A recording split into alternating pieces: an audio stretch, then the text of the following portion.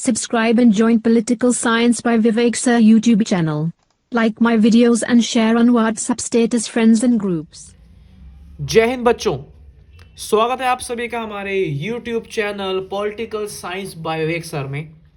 और आज हम लोग बेटा स्टार्ट करने वाले हैं क्लास 12 पॉलिटिकल साइंस का एक नया चैप्टर जिसका नाम है लोकतांत्रिक पुनरुत्थान।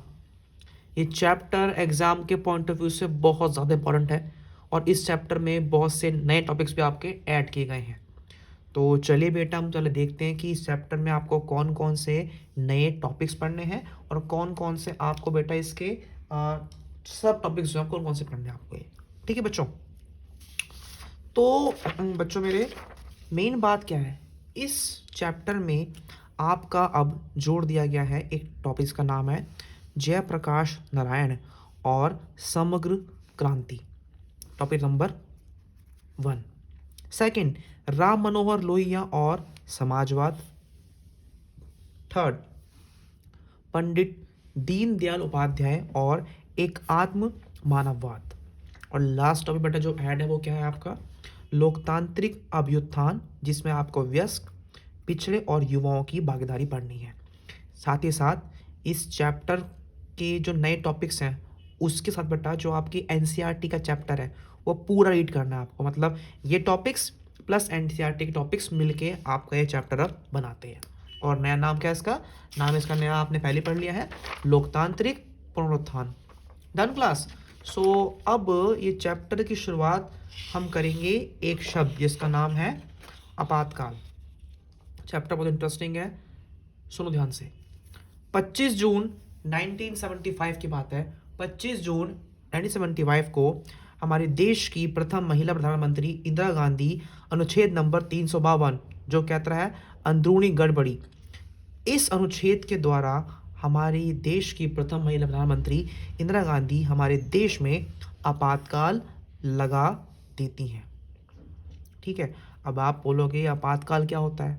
आपातकाल ऐसी स्थिति को बोला गया है भारत में जिस स्थिति में जनता के मौलिक अधिकार जो होते हैं वो आपसे छीन लिए जाते हैं। ठीक है, मतलब आपके पास मौलिक अधिकार नहीं बचते। साथ ही साथ पहला पॉइंट ये हो गया। दूसरा पॉइंट ये कि राज्य सरकारों की सारी शक्तियां उनसे छीनकर केंद्र सरकार के पास पहुंच जाती, यानी कि हमारे भारत देश में जो संघवाद है वो एक तरीके से पूरा आपका खत्म हो जाता है। Done class. तो इंदिरा गांधी ने आपातकाल लगा दिया, यानी कि इंदिरा गांधी ने राज्य सरकारों शक्तियां छीन के सारी शक्तियां अपने पास में कर ली हैं। सारी शक्तियां केंद्र सरकार के पास आ चुकी हैं और साथ ही साथ हुआ ये है कि लोगों के मौलिक अधिकार भी उनसे छीन लिए गए हैं अनुच्छेद नंबर 352 अंदरूनी गड़बड़ी के नाम पे। अब सवाल यहाँ पे ये आता है कि ऐसा इंदिरा गांधी ने क्यों किया, ऐसा इंदिरा गांधी ने क्यों किया। ये इसके पीछे पढ़ने बेटा आपको पढ़ने हैं सारे कारण। इसको पढ़ने से पहले मैं ज़रा बेटा आपको बता दूं एक बात कि आप सभी जानते हैं कि 1967 में कांग्रेस पार्टी को अब तक की देखा जाए तो सरकार तो कांग्रेस की थी केंद्र स्तर पे, लेकिन कांग्रेस को कम वोट और कम सीटें मिलती हैं। साथ ही साथ कांग्रेस जो है वो 9 राज्यों में चुनाव हार जाती है। ठीक है, कांग्रेस दोबारा कमबैक करती है 1971 में। कांग्रेस जो है वो दोबारा कमबैक करती है, ग्रैंड अलायंस को हरा के कांग्रेस जो है दोबारा अपनी सरकार बनाती है। लेकिन उसके बाद क्या हुआ, वहाँ से हम अपनी कहानी शुरू करेंगे और हम लोग 25 जून से पहले की कहानी शुरू करेंगे और 24 जून तक क्या हुआ था और 25 जून को आपातकाल क्यों लगाया गया हम लोग पढ़ेंगे। तो सबसे पहले बेटा हम लोग शुरू करते हैं इसको आपातकाल की पृष्ठभूमि से, यानी कि बैकग्राउंड। देखो 1971 की बात करें तो इंदिरा गांधी जो थी एक कदावर, यानी कि बहुत जिसका कद बड़ा ऊंचा था उस रूप में उभर के आती हैं। साथ ही साथ में जो उनकी थी लोकप्रियता, मतलब उनकी पॉपुलैरिटी भी काफ़ी अच्छे लेवल पे आपकी चल रही थी, किसी को कोई परेशानी थी नहीं उनके नाम से, आपका बहुत तगड़ा था।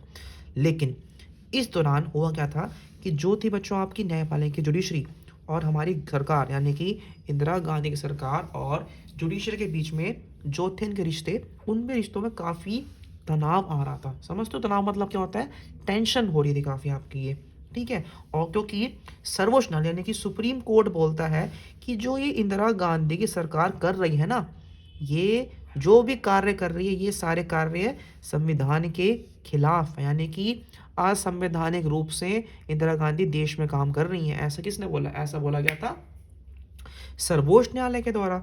लेकिन कांग्रेस पार्टी का अलग रुख था। कांग्रेस पार्टी कहती है, कांग्रेस पार्टी का मानना था कि अदालत का यह रवैया लोकतंत्र के सिद्धांतों और संसद की सर्वोच्चता के विरुद्ध है। यानी कि सर्वोच्च न्यायालय बोल रहा है कांग्रेस गलत है, कांग्रेस कह रही है सर्वोच्च न्यायालय गलत है, ठीक है ना। अब विपक्ष क्या बोलता है? विपक्ष ये बोलता है कि 1971 में, विपक्ष बोलता है कि 1971 में जो कांग्रेस पार्टी चुनाव जीत के आई थी उसमें कांग्रेस पार्टी ने निजी प्राधिकार यानी कि सरकारी प्राधिकार यानी कि कांग्रेस ने सरकारी लोगों को इस्तेमाल किया है, ठीक है। और पॉलिटिक्स को वो पर्सनल ले रहे हैं, मतलब देश में नहीं, वो पर्सनल ले रहे हैं, ठीक है। और हुआ ये कि कांग्रेस की टूट से इंदिरा गांधी और उनके विरोधियों के बीच मतभेद गहरे हो गए, यानी कि अब कांग्रेस ओ और कांग्रेस आर बढ़ गई थी, तो इस कांग्रेस पार्टी दो बेटा इससे बढ़ गई थी, तो काफ़ी परेशानियां बढ़ गई हैं, ऐसा यहाँ पे कहा जा रहा है आपको ये। So it was a background, ये बेटा आपकी पृष्ठभूमि है। अब हम देखते हैं कि 1970 के बाद भारत का आर्थिक रूप क्या था, यानी कि भारत गरीब हो रहा था। कि गरीबी हटाओ नाम से जो आंदोलन चलाया था कांग्रेस ने, क्या वास्तव में गरीबी हटी थी? ये नहीं हटी थी। तो वह ये है 1971 के चुनावों के बाद एकदम से भारत को पाकिस्तान से युद्ध करना पड़ता है, और आपके पूर्वी पाकिस्तान से हमारे भारत में 80 लाख लोग आते हैं, ठीक है। बांग्लादेश तो बन गया, ठीक है ना, बांग्लादेश बन गया, पाकिस्तान को हरा दिया, 80 लाख लोग भारत में आ गए, जिस कारण भारत में परेशानी हुई थी। वही परेशानी पड़नी यहाँ पे आपको। तो क्या कह रहे हैं देखो, बांग्लादेश के संकट से भारत की अर्थव्यवस्था पर भारी बोझ पड़ा, ठीक है। 80 लाख लोग भारत में आ गए थे बेटा, पूर्वी पाकिस्तान से भारत में 80 लाख आ गए। अब सिंपल सी बात है, एक तरफ 80 लाख लोग भारत में आ गए, दूसरी तरफ अंतर्राष्ट्रीय बाजार में तेल की बेटा कीमतें कम नहीं हुई, बढ़ गई हैं, जिससे दिक्कत होनी शुरू हो गई, ठीक है। 1973 में चीज़ों की कीमतों में 23% और 74 में 30% का, मतलब एकदम से महंगाई बढ़ी। क्यों? देखो हमारे देश में पॉपुलेशन तो कम थी, मतलब फिर 80 लाख लोग आ गए, ऊपर से गरीबी का हटाओ का आपका नारा था आपका, 80 लाख लोग आ गए हैं, चीज़ें कम हैं, लोग बढ़ गए हैं, कीमतों में तो बढ़ोतरी आपकी होनी थी। साथ ही साथ हमारी कंट्री का औद्योगिक विकास रुक गया और बेरोजगारी हमारी कंट्री में और बढ़ गई। तो अब ये दिक्कत होगी हमारे देश के लिए। अब इस दिक्कत को किस प्रकार ठीक किया जाए, ठीक है। अब दिक्कत को ठीक करने के लिए सरकार ने क्या किया, कांग्रेस सरकार ने क्या किया कि कांग्रेस सरकार ने अपने कर्मचारियों का वेतन ही रोक लिया। देखो भाई, फ्री में तो कोई काम करता नहीं है, तो वेतन जब रोक लिया तो कर्मचारियों में काफ़ी असंतोष, यानी कि इनके मन में काफ़ी दिक्कतों का इनको सामना करना पड़ा, बहुत दिक्कतें आ गई थी। दूसरी बात, मॉनसून भी नहीं आया, मॉनसून क्या रहा? असफल। देख रहे हो कितनी परेशानी भरा ये था आपका। 70s का दशक भी था, और 1960 जिसको खतरनाक दशक कहा जाता है बेटा, इस दशक को भी सब कहते हैं ना, इस दशक के अंदर बेटा आपको छात्र भी जो थे ना, छात्र लोग थे आपके जो स्टूडेंट्स थे, उनके बेटा बीच में काफ़ी उनको परेशानियाँ होने लगी थी, और उन्होंने अपने स्वर ऊंचे कर लिए थे, मतलब वो सरकार के बहुत खिलाफ होने लग गए थे 1960 से ही आपका ये। इसी के साथ साथ एक और बात हुई यहाँ पे कि संसदीय राजनीति में विश्वास न रखने वाले कुछ मार्क्सवादी समूहों की सक्रियता भी इस सदी में बढ़ी, ठीक है ना।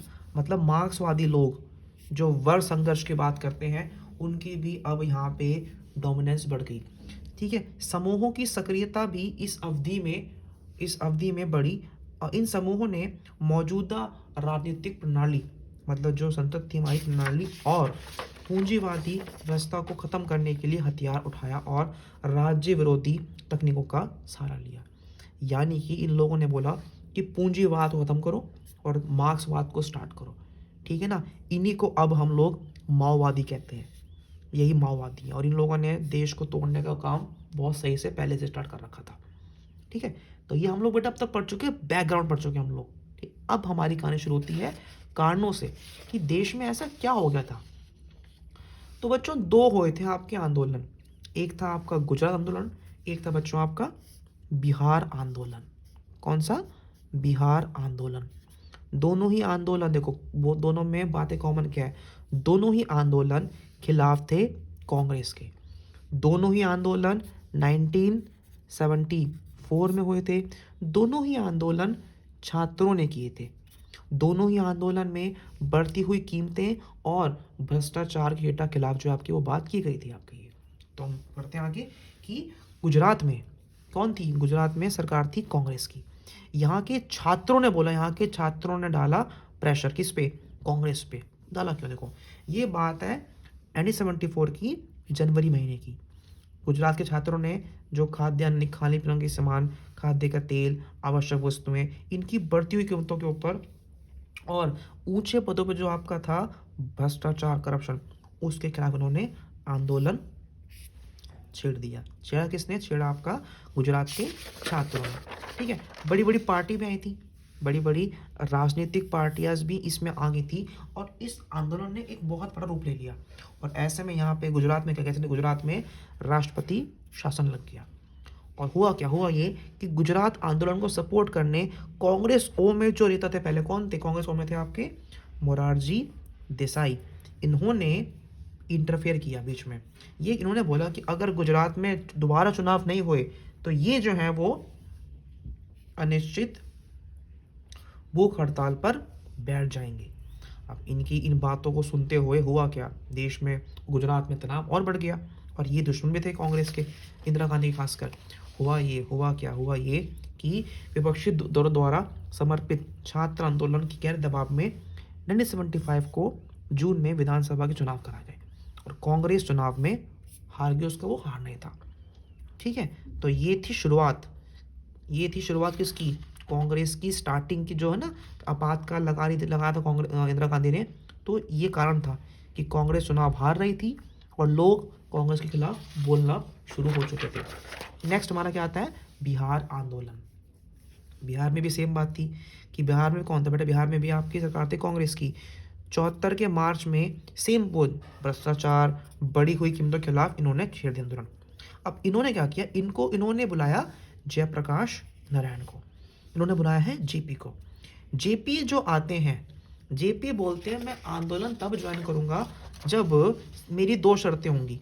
शर्तें मेरी ये हैं कि आंदोलन रहेगा अहिंसक, मतलब कोई हिंसा नहीं होगी, और इन आंदोलन जो है वो बिहार तक सीमित नहीं रहेगा। यानी कि ये चाहते थे कि पूरे देश में क्या हो, पूरे देश में कांग्रेस के खिलाफ आंदोलन छिड़े। ये संपूर्ण क्रांति, ये नहीं, ये समग्र क्रांति की बात आपकी जो आपकी ये करते थे। इन्होंने सच्चे लोकतंत्र की बात करनी चाहिए और इनकी बातों को बिहार के बच्चों ने बहुत सही से लिया और ये दिल्ली पहुंच गए थे खिलाफ इंदिरा गांधी के इस्तीफे के। इन्हीं को देखते हुए आपातकाल लगाया गया था हमारे देश में। ठीक है, हम पढ़ चुके हैं बिहार आंदोलन, हम पढ़ चुके हैं गुजरात आंदोलन। अब हम पढ़ेंगे क्या? अब हम पढ़ेंगे 74 की हड़ताल, रेलवे हड़ताल। किसने की थी? ये की थी जॉर्ज फर्नांडिस ने। ठीक है, रेलवे कर्मचारी बड़े परेशान थे और कर्मचारियों ने जॉर्ज फर्नांडिस की अगुवाई में अपनी हड़ताल शुरू कर दी। ठीक है, इनकी क्या मांग थी? इनकी मांग थी बोनस और सेवा। मतलब इनको ये था कि सरकार जो है इनको वो बोनस भी दे। अल्टीमेटली हुआ क्या कि इनकी मांगों को सरकार ने बोला कि हमको आपकी मांगे जो है वो स्वीकार नहीं है। ठीक है, भारत के इस सबसे बड़े सार्वजनिक उद्यम के कर्मचारी 74 के मई महीने में हड़ताल पर चले गए। रेलवे कर्मचारियों की हड़ताल से मजदूरों के असंतोष को क्या मिला बढ़ावा। लेकिन सरकार ने क्या बोला? सरकार ने बोला है कि ये जो हड़ताल है वो क्या है? ये आपकी अवैधानिक है, मतलब बिना लॉजिक की हड़ताल हो रही है, कोई फायदा इसको करके आपको नहीं मिलने वाला। अल्टीमेटली होता ये है कि 20 दिन के बाद हड़ताल को ख़त्म कर दिया जाता है। ठीक है, और इस आंदोलन के कई नेताओं को बेटा गिरफ्तार भी कर लिया गया। ठीक है ना, इस नेताओं को गिरफ्तार किया और रेल लाइनों की है ना, उनको यह था, डर था सरकार को कि रेल की जो लाइन बिछी होंगी उनको कोई नुकसान ना पहुंचाए। और आगे 20 दिन के बाद बिना किसी बोनस के, बिना किसी सेवा के इनको अपनी हड़ताल को वापस लेना पड़ा। यानी कि देश के हर क्षेत्र में कांग्रेस के खिलाफ माहौल शुरू हो गया था खराब होना।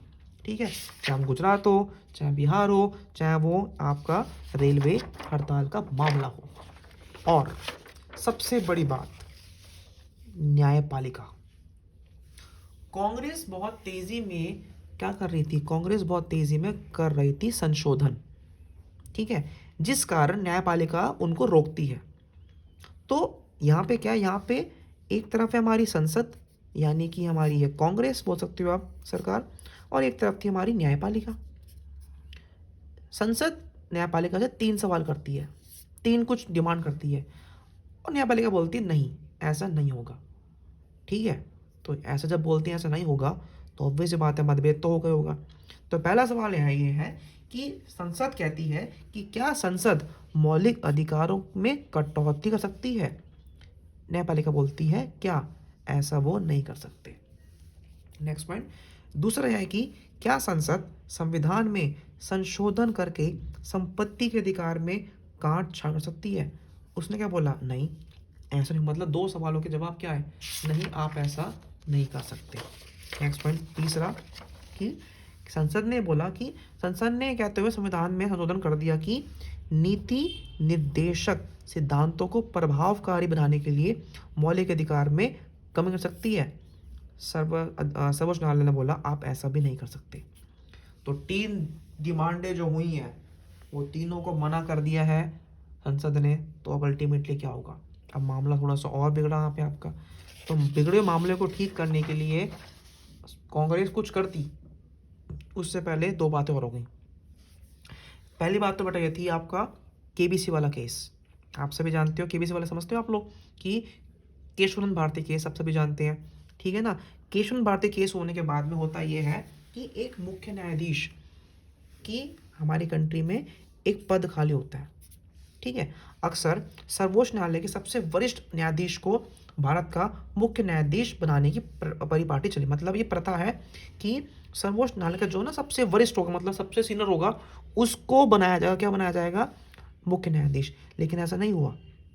लेकिन हुआ ये कि 1973 में सरकार ने 3 वरिष्ठ न्यायाधीशों की अनदेखी करके न्यायमूर्ति AN रे को मुख्य न्यायाधीश नियुक्त किया। मतलब कि ये व्यक्ति नहीं थे सीनियर, उसके बावजूद भी इनको क्या बनाया गया, इनको बनाया गया है हमारी कंट्री का मुख्य न्यायाधीश। ऐसा इसलिए किया गया क्योंकि जो 3 न्यायाधीश थे ना, उन्होंने कांग्रेस के खिलाफ में काफ़ी फैसले सुनाए थे। ठीक है, यह निर्णय अधिक रूप से विवादास्पद बन गया क्योंकि सरकार ने जिन 3 न्यायाधीशों की वरिष्ठता की अनदेखी की थी, इन मामलों में की थी क्योंकि उन्होंने सरकार के इस कदम के विरुद्ध फैसला दिया था। ठीक है बच्चों, अब ये आपका हो गया। अब दूसरी बात क्या थी, दूसरी बात ये थी कि भैया 12 जून के बाद है, देखो बेटा सुनना ध्यान से, वाला कॉन्सेप्ट बड़ा जरूरी है। 12 जून 1975 के दिन इलाहाबाद उच्च न्यायालय सुनाती फैसला। इलाहाबाद उच्च न्यायालय से जगमोहन लाल कहते हैं कि भैया इंदिरा गांधी का चुनाव, इंदिरा गांधी ने जो लोकसभा का चुनाव लड़ा था आपका 1971 में, वो चुनाव संवैधानिक नहीं है, वो अवैधानिक, यानी कि वो इलीगल है। ऐसा क्यों बोला, ऐसा इसलिए बोला क्योंकि इंदिरा गांधी के सामने जो चुनाव लड़ रहे थे, ठीक है ना, क्या कह रहे हैं, जो चुनाव लड़ रहे थे, कौन थे वो, राज नारायण। ठीक है, राज नारायण द्वारा दायर, उन्होंने, राज नारायण जो है वो एक चुनाव याचिका करते हैं दायर। नारायण कहते हैं कि इंदिरा गांधी ने चुनाव प्रचार में सरकारी कर्मचारियों का इस्तेमाल किया था। नारायण कौन थे, नारायण वही थे जिन्होंने इंदिरा गांधी के खिलाफ चुनाव लड़ा था, कब, 1971 में। और ये कहते हैं कि भैया इंदिरा गांधी ने इलीगली चीज़ें यूज़ किया, यानी कि इंदिरा गांधी ने सरकारी कर्मचारियों का यूज़ किया, जो कि सही नहीं होता है, जो कि अलाउड ही नहीं है।